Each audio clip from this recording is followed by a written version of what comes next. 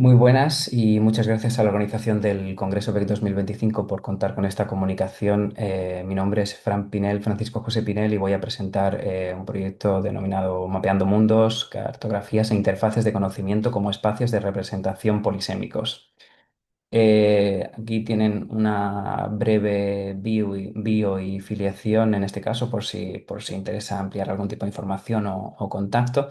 Paso directamente a la presentación para poder encajarla dentro del tiempo. Este proyecto nace en el contexto de un pequeño grupo de investigación que formamos en el Tecnocampus, centro adscrito a la Universidad Pompeu Fabra, específicamente dentro del grupo de investigación en cultura y tecnología lúdica, y que tiene que ver con estudiar las cartografías y los elementos de representación gráfica, interfaces de representación gráfica en el videojuego, desde la perspectiva de la configuración entre estas tres cuestiones, que son las interrelaciones que hay entre espacio como espacio material, estética como representación de estos elementos de interficie, y con el potencial narrativo que se les supone en un contexto, ¿no?, de representación o de post-representación, del que hablaremos a continuación. Los objetivos principales de la investigación pasan, en primer lugar, por una revisión de la literatura en relación a cartografía ficcional, narrativa, espacialidad y representación, por el planteamiento de determinadas áreas con un potencial de vocación e interpretación en las cartografías y las interfaces de conocimiento en el videojuego, entre comillas videojuego, porque también serían aplicables a espacios como por ejemplo el juego analógico o probablemente los TTRPG, y la presentación en el caso de esta comunicación de un par de casos de estudio que nos permitan también abrir líneas concretas en las conclusiones. Cabe partir de la desambiguación del concepto de mapa en el videojuego, en el sentido de que también podemos entender como mapa la representación física del entorno y pues, la creación o el diseño del nivel, pero en este caso nos vamos a referir a este tipo de interfaces gráficas como cartografías o mapas, ¿no?, refiriéndonos precisamente a ese espacio de representación y no tanto al espacio material que transitamos.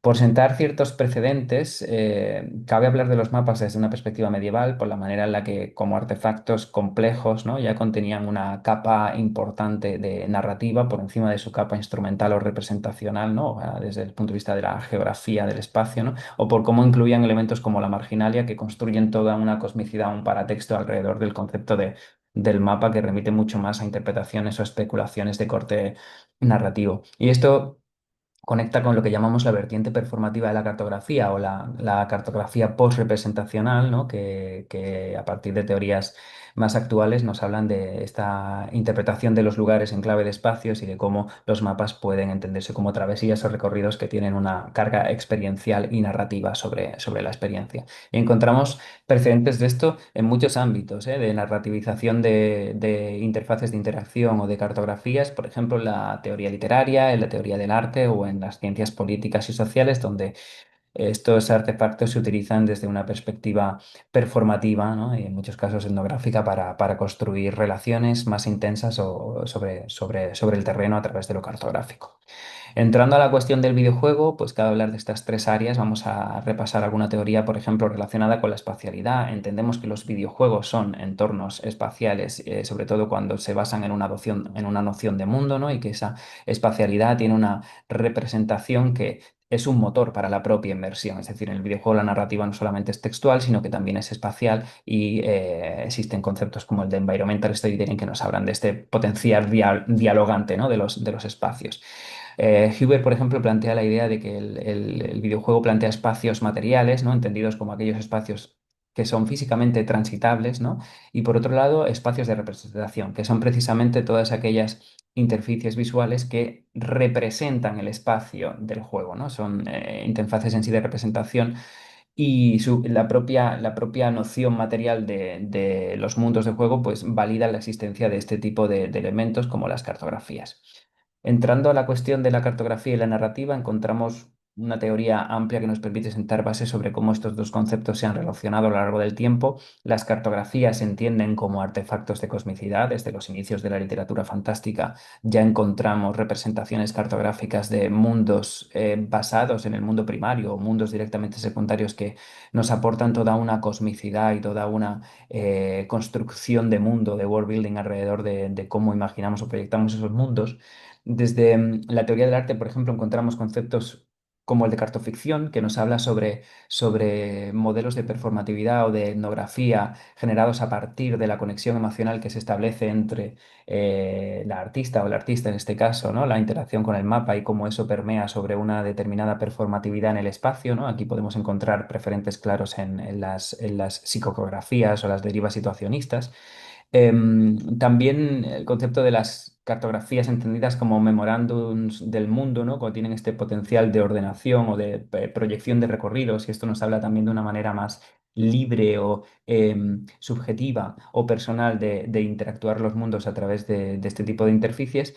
Y desde una perspectiva proactiva, ¿no? Que es aquella que nos permite pues, ordenar el mundo más en una clave pues, como de diario, de bitácora personal, que está mucho más conectada con significados de proyección, de planificación o de exploración de un mundo. Por último, en esta conexión entre narrativa y cartografía, también cabe destacar que las cartografías o las interfaces gráficas son narrativas visuales, ¿no? Y que por lo tanto aportan una dimensión interesante en la mediación de los imaginarios de ficción, en este caso también del videojuego, porque nos permiten pues, especular, rellenar huecos narrativos del mundo, ¿no? O abren estas áreas a un modelo más especulativo de la interacción con la interfaz en sí. Hay un concepto interesante que es el de Robert Roth cuando define la idea de story map, ¿no? Como cualquier forma de representación cartográfica que exhibe elementos narrativos, con lo cual podemos encontrar una variedad importante de conexiones desde la teoría que nos asientan una base desde la que continuar. La cuestión de la estética, esto sí que está bastante menos explorado desde el punto de vista de la cartografía en general y también desde el videojuego en particular, y tiene que ver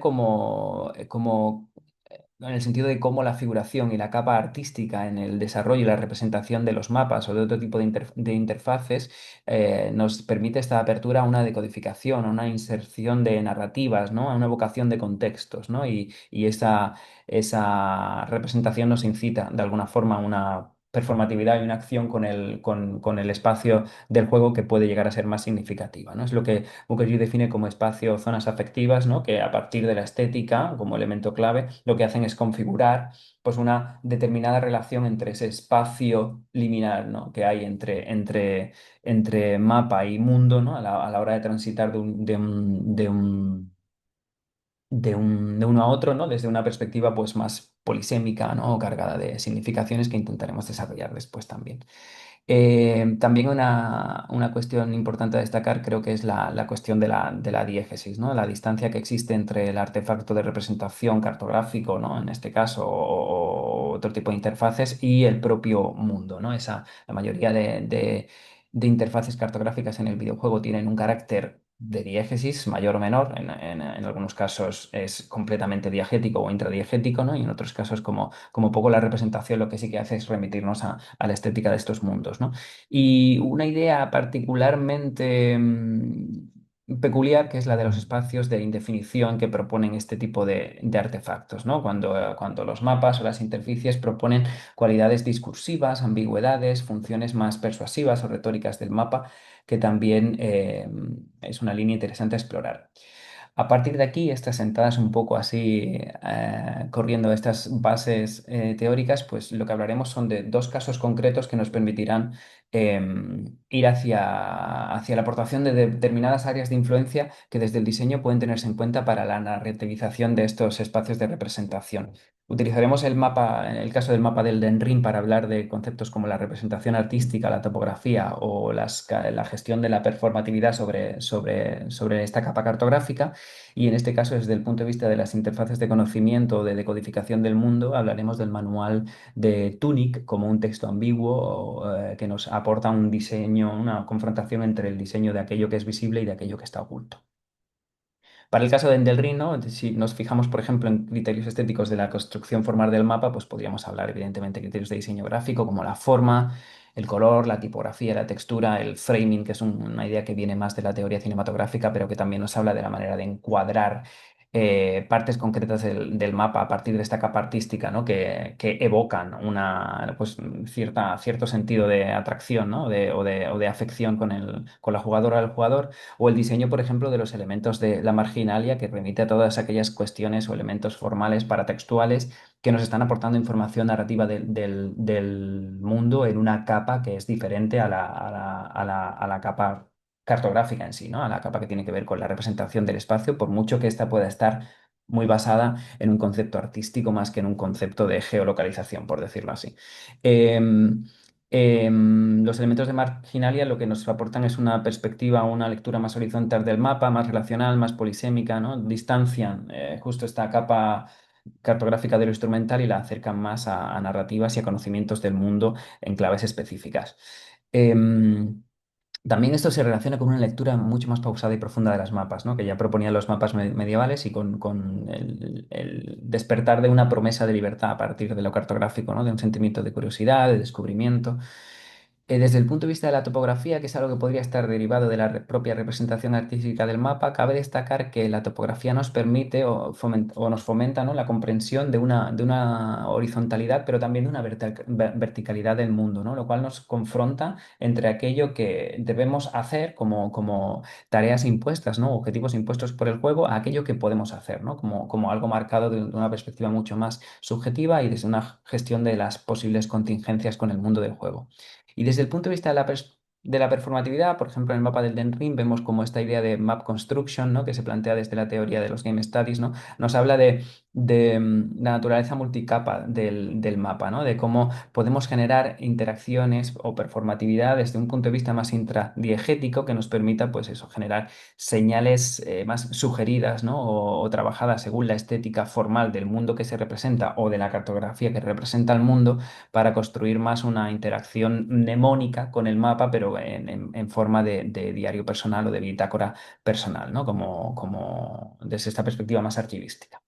Y pasando muy rápido a la cuestión de Tunic, Tunic es un caso que nos permite trabajar este otro concepto de las interfaces de conocimiento, ¿no? Como archivos de conocimiento del mundo. El manual de Tunic incluye elementos cartográficos, pero también nos remite a otro tipo de soluciones visuales, ¿no? O de elementos de información, como podrían ser bestiarios o podrían ser como interfaces de organización de las propias mecánicas del juego o de puzzles que construyen la información a partir de una estética que nos remite a interacciones muy creativas con el manual, ¿no? Desde aquello que se nos muestra y no se nos muestra, ¿no? Como la tensión entre lo visible y lo oculto, lo que nos permite especular, ¿no? Sobre cuestiones relativas al mundo y fomenta ese deseo de descubrimiento, de codificar los misterios, ¿no? Aquí vemos, por ejemplo, cómo utiliza lenguajes desconocidos o códigos desconocidos que poco a poco se van desglosando o abriendo a la jugadora o al jugador en relación pues a encontrar esas páginas del manual o no, a experimentar como determinadas formas de traducir estas informaciones ocultas, ¿no? También la manera en la que se presenta lo erróneo, lo impreciso, lo ambiguo, ¿no? Pues aporta esa relación de desconfianza, ¿no? Entre la textualidad del mapa y sus posibles capas, ¿no? Y la manera en la que nos permite interpretar el mundo en una clave de ambigüedad. Hay otra cuestión interesante que también podríamos encontrar en otros elementos como las cartografías del Den Ring, ¿no? Que tiene que ver con lo periférico, lo limítrofe o aquello que los mapas o estas interfaces nos muestran como no explorable, pero sí como fuente de especulación narrativa, ¿no? Aquello que nos limita al mismo tiempo desde la representación visual puede ser una apertura a elementos del mundo que no existen ni son transitables en el propio juego, pero que sí nos evocan, ¿no? La sensación de que ese mundo es más amplio de lo que nosotros podemos plantear. Por concluir, y siento un poco la velocidad con la que he planteado todas estas cuestiones, en esta comunicación no planteamos la idea de proponer una herramienta de análisis o de categorización de cara al diseño de este tipo de interfaces gráficas o cartografías, sino más bien la exposición de una serie de teorías, conceptos, ámbitos o áreas de influencia en general que resultan interesantes en la relación en que proponen, o sea, en la manera en la que proponen esta relación entre espacio, narrativa y estética, ¿no? A partir del arte y el diseño y de la componente afectiva que se puede derivar de esta estética sobre todo, ¿no? Entonces, se plantea la apertura de estas cuatro áreas de influencia que hemos visto divididas en los dos casos de estudio, que en orden general pues serían básicamente la estética y el diseño visual del mundo, el diseño de la topografía, el grado de performatividad que permite al jugador o jugadora sobre los espacios de estas interfaces y las tensiones entre aquello visible y no visible que también proponen un espacio de especulación. Sin más, muchas gracias por la atención. Aquí tienen algunos datos de contacto por si le interesa ampliar cualquier información sobre el tema. Muchas gracias.